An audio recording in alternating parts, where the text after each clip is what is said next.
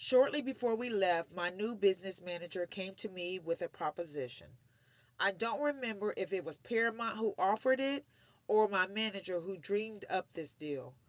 I had recently formed my own corporation called Ellen Enterprise. Its only holdings were two properties, The Odd Couple and Barefoot in the Park. The offer was for Paramount to buy Ellen Enterprise from me for a $125,000 capital gain deal. It was a great deal of money, but I didn't understand the benefit of the deal. When I was a teenager, I'd walk by a clothing store and say to my friend, Herb Livingston, "You see that suit in the window? It's no good." "Why not?" "If it was any good, why would they be selling it?" It was a joke, of course, but I was afraid to get into business dealings I didn't understand. I had already had one bad experience with cattle bones scattered across the plains of Wyoming. Why would I want to do that? I asked my manager. "I'll tell you why. You still keep the stage rights to The Odd Couple. You still get your money for writing the movie. You still get your money for the Barefoot movie. And on top of that, you get $125,000. Do you know what the possibilities of you writing more hits are? Even one more? 1,000 to 1. No, 10,000 to 1. There may be 3 or 4 writers in the history of American theater, playwrights I'm talking about, that have done that. You could have 2, 3, 5 more flops before you wrote another hit. It could take you 7, 8 years. If you even write another hit. I think you're nuts if you pass this up." My lawyer shrugged, and I got the feeling he was agreeing with my manager. The final decision, obviously, was left to me. No one was telling me what the downside was. Maybe there was no downside. Maybe I never would write another hit again. I didn't even have an idea for another play yet. And even The Odd Couple had come close to not making it. What if I couldn't get Mike Nicholas to direct again? My lawyer and my business manager certainly knew more about the business than I did. I talked it over with Joan that night. She knew less about business or money than I did. Once she had come home and said, "Look at this beautiful table I bought," and it was only $5,000. I looked at the table. It was an antique, but very small. I looked at the receipt in her hand and then said to her, "No, Joan, it's not 5,000, it's 500. "Oh," she replied, "that's better, isn't it?"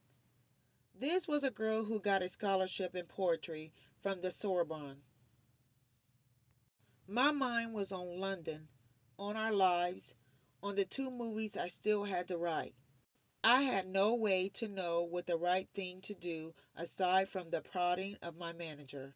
I accepted the deal. In total, this is what I got, $125,000. Although it didn't become clear to me for some time, this is what I lost. Paramount made a TV series of The Odd Couple starring Tony Randall and Jack Klugman.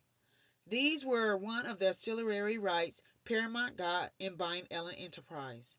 I never received 1 cent from the series. I had my name on every episode, but I never saw a dime, a nickel, or a penny. It ran for years and will run in syndication for years and years to come. Not just here in America, but all over the world. The value of what I had given up for the Odd Couple series was in the millions, probably a great deal of millions. It gets worse. I also gave up all the stage rights to Barefoot in the Park. It's only one of the most performed plays of all the plays I've written.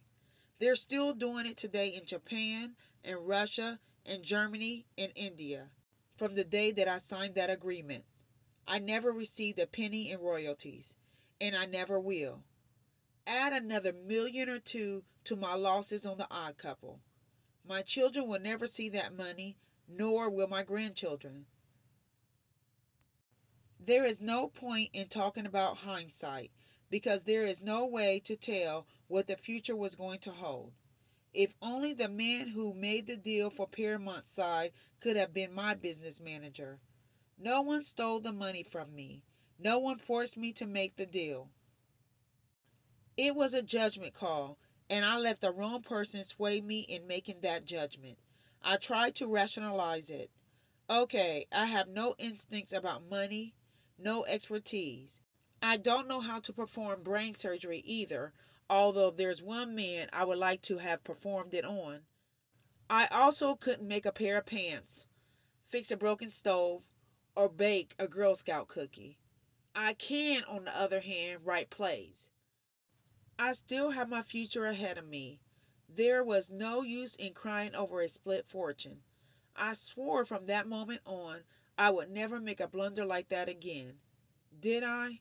I hope you'll stay with this book long enough to find out.